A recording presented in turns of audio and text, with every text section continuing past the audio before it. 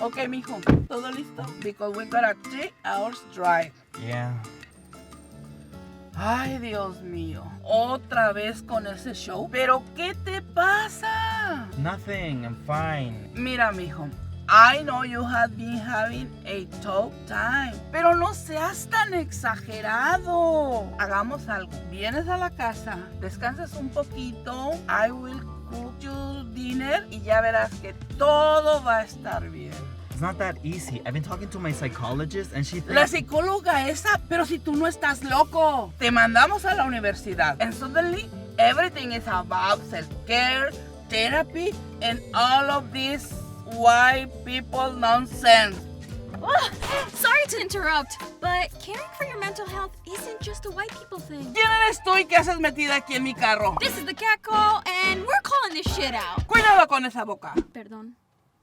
Why is it hard for Latinos to talk about mental health? Well, there are a lot of factors at play, but there seem to be two major hurdles. One, cultural stigma. Sure, mental illness is generally stigmatized by everyone, but culturally, Latinos seem to perceive mental health care as a luxury or an indulgence rather than a necessary part of our health, which is why your tia thinks that going to therapy or taking medication for mental illness is a rich white people thing. Cultural stigma is one of the reasons why Latinos are actually less likely to report mental illness. My mother hid that she was seeing a therapist for me when I was younger, and my father has been very anti-therapy until today in his 60s when he sees his own therapist. I can't help but feel that my parents hid and hesitated going to therapy for the same reason that I may not always speak so openly about going to therapy myself. Because culturally, we're taught that those of us who seek help somos locos or acomplejados. We're taught to be stronger and push through the pain, and that seeking help in forms of therapy or medication is seen as weakness. Plus, add on the expectation that if our parents and our grandparents have suffered so much without any outside help, then why can't we? And this stigma contributes to why only 27% of Latinos with a probable need for mental health care reported that they would seek treatment, versus the 40% of white non-Latinos who would. So where does this stigma come from? This stigma is only further perpetuated when there's a serious lack of Latino psychologists to normalize the field and make it culturally accessible for our families. In 2013, only 5% of psychologists identified as Latino. That's super small. I mean, there are more Latinos who voted for Trump than there are Latino psychologists. And Lord knows, we can all use a little more therapy now than ever.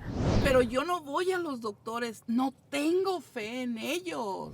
People of color have an unfortunate but very real distrust of medical treatment. Many of whom might have grown up in a generation when, for example, Puerto Rican women were subject to forced sterilizations, Central Americans were infected with STIs by the US government, and a number of other abuses, which were then written off in history books as medical research. Finally, religion can also play a big role in the cultural stigma that Latinos have about caring for their mental health. Many deeply religious people might feel that all you have to do is pray and God will take care of it. Now, there's nothing wrong with turning to prayer, meditation, or any other sort of spirituality in difficult times, but that doesn't have to be your only solution when your health is at stake. So no need to drop out of your church choir just because you're seeing a therapist or taking medication for your mental health. You can do both. But it's not just cultural stigma standing in the way of caring for our mental health. Number 2, access to healthcare. Most Latinos don't have adequate or consistent access to healthcare in this country. And that's because there are serious economic barriers to accessing mental health resources, especially considering that among working Latinos, only about 36% have jobs that provide insurance coverage. That means Latinos are actually more likely than white non-Latinos to hold a blue-collar job that doesn't provide health insurance. This might also be why, in 2014, it was reported that only about 36% of Latinos with depression received mental health care, while 60% of white non-Latinos dealing with depression got care. When a minority of Latinos have access to sufficient health care, sometimes you're forced to put a price on your health.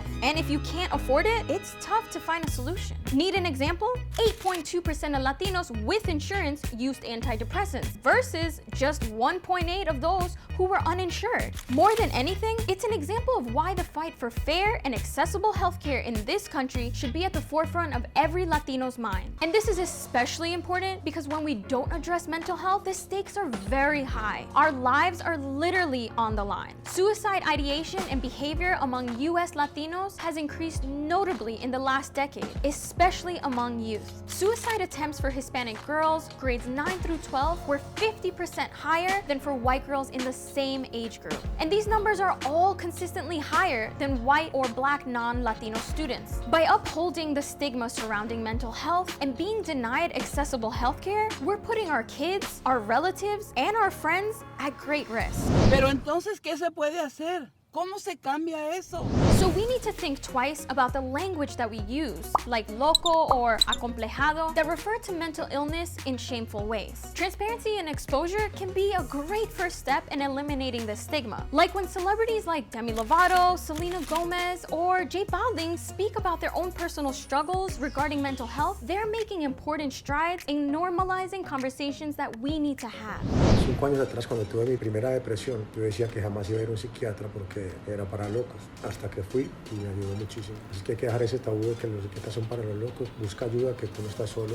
I see a therapist at least once a week, mainly for my high-functioning anxiety which has paralyzed me literally and figuratively speaking in the past and sometimes still to this day. I never thought I needed to go to a therapist because, well, I've survived this long without it, so who cares? But having friends who were open about their own mental health care, like my friend and mental health advocate, Dior Vargas, made seeking a therapist a lot more accessible and way less scary. We also need to fight this idea that only wealthy white Americans deserve healthcare. Everyone deserves to be healthy, physically and mentally. But the reality is, sometimes Latinos have to go above and beyond to find accessible and appropriate care. So it's important that we have resources and services specifically centered to Spanish speakers, Latinos, or non-citizen patients. Organizations like the National Hispanic Family Health Helpline or National Suicide Hotline offer bilingual services in Spanish. The Puerto Rican Family Institute and the American Society of Hispanic Psychiatry has a list of Hispanic and/or Spanish-speaking doctors across the country. Therapy for Black girls is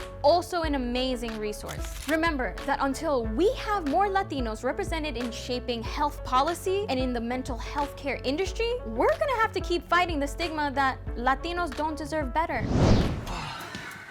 ¿Cómo te fue en la terapia hoy? Good. Dr. Gomez says hi. ¡Ay, qué linda! We're wondering if maybe you can come with me next week. ¿Qué? ¿Yo? ¿Pero por qué? Please? ¿Sabes qué? No hay ningún problema. That was beautiful progress right there. ¿Ya ves? Te dije que no soy terca. Well, we can talk about that in therapy. Can I get a ride home? ¿Cuánto tiempo tienes aquí metida? Oh, well, long enough to know that maybe we should make a stop at the car wash. Get out! Also no ride. Yes, get out!